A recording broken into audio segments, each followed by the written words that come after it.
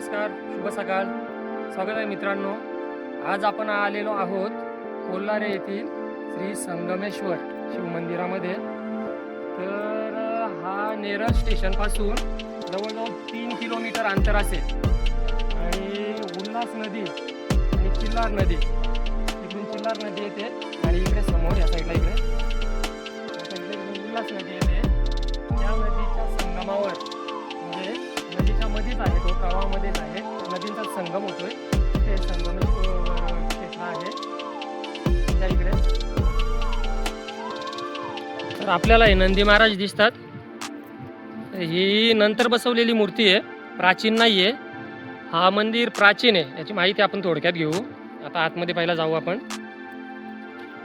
हे बघा, हे आहे औदुंबराचं झाड, ते आतमध्येच आहे. पूर्वी हे दगडाचं होतं पूर्ण बांधकाम, असं आतमध्ये बघा. हे वर तुम्हाला दिसतोय हा सपाट भाग, आणि असं हे आतमध्ये कोरलेला गाभारा असतो ना, तसं आहे. हे पांडवकालीन मंदिर आहे. म्हणजे ज्या वेळेत पांडव याच्यामध्ये होते अज्ञातवासात, त्यावेळेत ते रात्रीचे मंदिरं बनवायचे. हे बघा, ही शंकराची जी पिंड आहे ही पांडवांच्या काळातली, म्हणजे त्यांनीच बनवलेलं मंदिर आहे. त्यावेळेत ते वनवासात होते आणि अज्ञातवासात होते, त्यावेळेत हे मंदिरांची निर्मिती करत होते. त्यावेळचे हे अतिशय प्राचीन असं शिवमंदिर आहे, पण ते अर्धवट राहिलेलं आहे. का ते आपण जाणून घेऊ. आपण बघू पहिला आतमध्ये. इकडे बघा, ही 4 कुंड आहेत. हा एक कुंड आहे, त्याच्यानंतर इथे एक कुंड आहे, इकडे एक कुंड आहे, आणि ह्या बाजूला आपण एक कुंड बघतो. इथं श्री गणपती बाप्पाची मूर्ती आहे एक दगडाची, ही बघा, आणि तिच्याच वरती हे औदुंबराचं झाड आहे. आणि त्याची सावली इथे आता दुपार होईल तसं, हा आता इकडे आहे. दुपार झाल्यानंतर त्याची सावली कंप्लीट शंकराच्या पिंडीवर येईल. तर मंदिर हे असं भरपूर प्राचीन आहे, पूर्ण झालेलं नाही आहे ते. त्यावेळेत पांडव आहेत ना, ज्या वेळेत अज्ञातवासात होते, तर त्यावेळेत काय करायचे, रात्रीचे मंदिर निर्मितीचं काम करायचे. आणि सकाळी ते म्हणजे सूर्य उगवायच्या अगोदरच ते कुठेतरी जायचे. म्हणजे अज्ञातवासात असल्यामुळे कसे दुर्योधनाचे जे गुप्तचर विभाग होता, तर तो त्यांना शोधण्यासाठी असायचा. तर मग ते काय करायचे, रात्रीचंच जे असे काही कार्य करायचे मंदिर निर्मितीचा, तर ते रात्रीचंच करत होते. तर अशी आख्यायिका आहे की ज्या वेळेत ह्या मंदिराचं काम चालू होतं, तर त्यावेळेत त्यांची बहीण होती एक वीराई. तर तिला वाटले की माझे भाऊ आहेत, हे थकून जातील भरपूर. तर म्हणून तिने त्यांचं काम रात्रीचं चालू असताना ती कोंबडा होऊन आरवली. आणि मग यांना वाटलं की आता पहाट होत आली, आता उजेड पडेल. त्यावेळी ते अर्धवट हे काम टाकून गेले. तर हा मंदिर त्याच्यामुळे अर्धवट राहिलेला आहे. आणि थोडंसं इथे चौथरा वगैरे होता इकडे, आणि मंदिराचं काम अपूर्ण राहिलं. तर मग ते अर्धवट टाकून गेले मंदिर हा. तर तसंच अर्धवट राहिलेलं आहे. त्याला आतमध्ये 4 इकडे कुंड आहेत, आणि शंकराची पिंडी इथे त्यांनी स्थापित केलेली आहे. आपण एकवीर आईच्या गाण्यांच्या मध्ये पण एकवीर आईचा आणि तिच्या भावांचा, पांडवांचा उल्लेख आपण ऐकतो. तिची पालखी घडवली तिच्या 5 या बंधवांनी, असे तिचे आपण त्यांचं भाऊ बहिणीचं नातं आपण ऐकलेलंच आहे. असे त्या बहिणीने पहाटेच कोंबडा होऊन हरवले आणि हे मंदिर अर्धवट राहिलं. तसं आता आपण जर बघायला गेलो ना, तर शासनाने काय केलं आहे, ही नदी दिसते तुम्हाला समोर, पहिला मी नदी दाखवतो. इकडून ही उल्हास नदी आली त्या बाजूने, आणि इथून कंप्लीट चिल्लार नदी आली. ही भीमाशंकरला आपला जो डोंगर जातो ना, त्याच्या ह्या बाजूचा जो पाणी उतरतो तिथून येतं, आणि ह्या नदीचा इथं संगम होतो. तिथे हे मंदिर आहे आपलं कोल्हाऱ्याचं संगमेश्वर, असं प्राचीन मंदिर आहे. आणि इथून मग ही नदी इकडे उल्हास नदी आपली ही खालच्या दिशेने वाहते. तर ह्या ठिकाणी इथे दशक्रिया वगैरे होत असतात. असं चांगलं एकदम पवित्र स्थान आहे. म्हणजे आमचं आजोळा असल्यामुळे आम्ही पूर्वीपासून ऐकत आलो की पांडवांच्या काळातलं हे अपूर्ण राहिलेलं असं हे मंदिर आहे. तर मी तुम्हाला हे सांगत होतो की आता प्रशासनाने काय केलं, काहीतरी काम चालू असल्यामुळे इथे याचं आपलं भीमाशंकरचा जो मंदिर आहे तो बंद केलेला आहे. तर आता 3-4 महिने तो दर्शनासाठी बंद राहणार आहे. तर अशा वेळेत आजूबाजूचे आपले नेरळ जवळचे भाविक जे असतील तर त्यांनी अशा मंदिरांना यायला पाहिजे दर्शनाला. आता लवकरच पुढच्या महिन्यामध्ये महाशिवरात्री येईल, तर त्यावेळेत त्यांनी अशा ठिकाणी यायला पाहिजे. जे प्राचीन शिवमंदिर आहेत तिथे दर्शनाला यायला पाहिजे. नेरळ स्टेशनपासून जवळ आहे अगदी, जेमतेम 3 किलोमीटर अंतर होईल. तिथून रिक्षा पकडून येऊ शकतो आपण. आणि वर काही भग्नावस्थेत असलेल्या मूर्त्या पण आहेत, त्या पण बघू आपण. त्या तिकडे समाज मंदिर आहे त्याच्या तिथे आहेत, त्या तिकडे पण बघू. आता इथे आपल्याला काळा चौकात बाकी सर्व वाहून गेलं आहे, हे नवीन केलं. आता पूर्वी कसं होतं,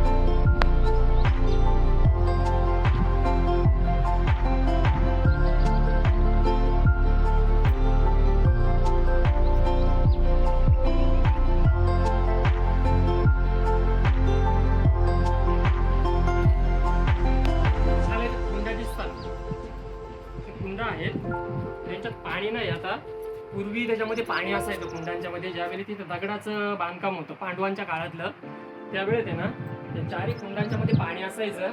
आणि आम्ही दर्शनाला ज्यावेळी यायचो इथं, तर त्यावेळेत लहान असताना आम्ही दर्शनाला यायचो, तर त्यावेळी कुंडांच्याचं दर्शन घेतल्यानंतर आम्ही कुंडांच्यातलं पाणी प्यायचो. प्रत्येकाची चव वेगवेगळी असायची. पण आता काय झालं, नदीची पातळी पण खाली गेली पाण्याची, आणि हे बांधकाम नवीन झाल्यामुळे त्याच्यामध्ये आता पाणी येत नाही. हे आपण बघतोय, ही होती नंदी महाराजांची जुनी जी ओरिजिनलवाली मूर्ती होती. ती तुटून गेलेली आहे आणि झिजून पण गेलेली आहे. अतिशय प्राचीन असल्यामुळे आपण बघू शकतो पूर्ण झिजून गेलेली आहे ती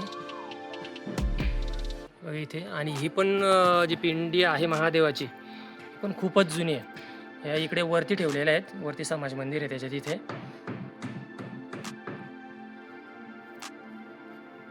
यापूर्वी तिथे खालीच होत्या, ते पाण्यामध्ये वगैरे कसे झीज झाले त्यांची.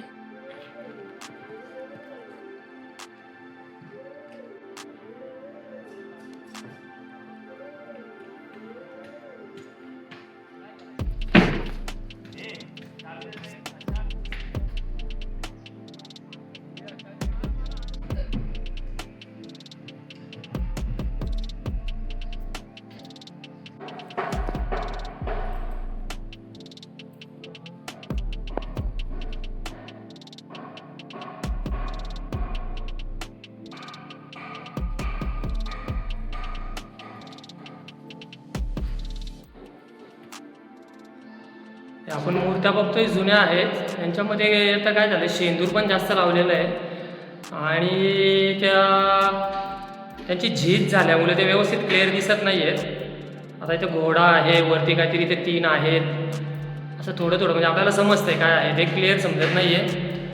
आणि इकडे पण आहे ते देव त्या साईडला. इथे पण एक घोडा दिसतोय आणि वरती 2-3 देव आहेत कोरलेले. इकडे पण त्या साईडला तिकडे बहुतेक ते गणपती बाप्पा आहेत. आणि ही कसली तरी विठ्ठलाची मूर्ती, अशी मूर्ती अर्धी आहे ती तुटलेली आहे. हे बघा, हे अर्धवट आहे. इकडे पण आपल्याला दिसतात. अशा ह्या अतिशय प्राचीन अशा सर्व मूर्त्या आहेत. तर मित्रांनो, माझ्या मागे आपण बघता त्या तिथे शंकराची पिंड आणि तिथे एक काहीतरी चौथार आहे छोटासा. तर तिथे आपण जाऊ त्या साईडला. इथं कंपाऊंड आहे, त्या बाजून जाऊ आणि बघू इथे काय आहे ते. इकडे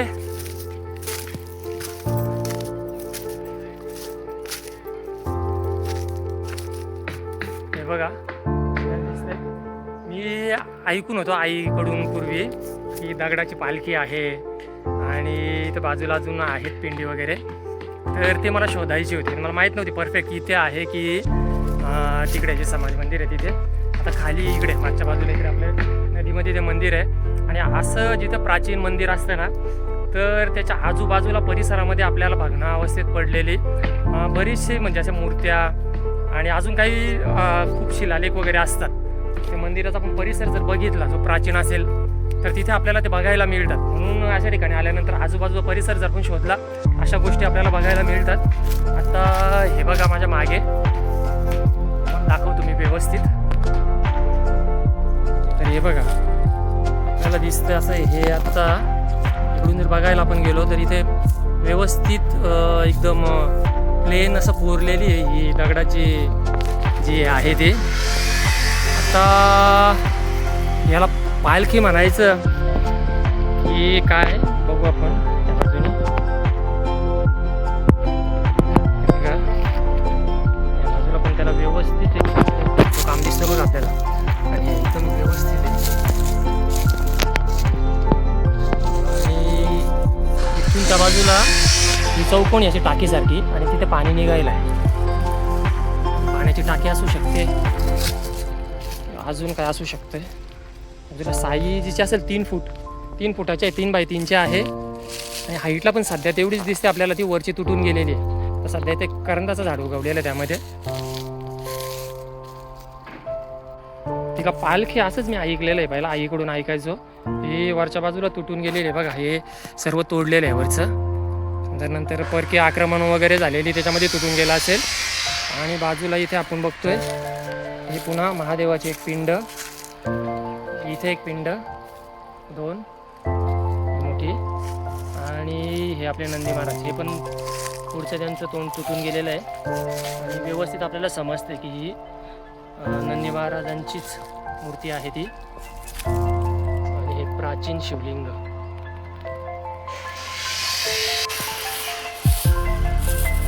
सगळं पाळा काढ तिथला, चांगला साफ करतो.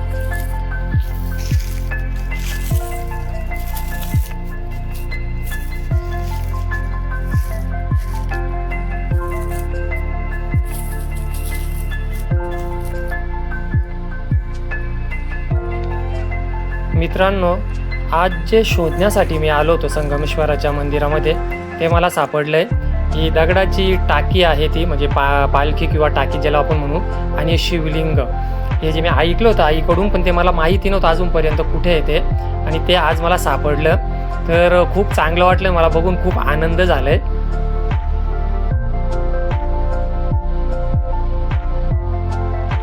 हे शिवलिंग आणि ही पाण्याची टाकी मेन नदीपात्रापासून उंचावर आणि पात्राच्या बाहेर आहे.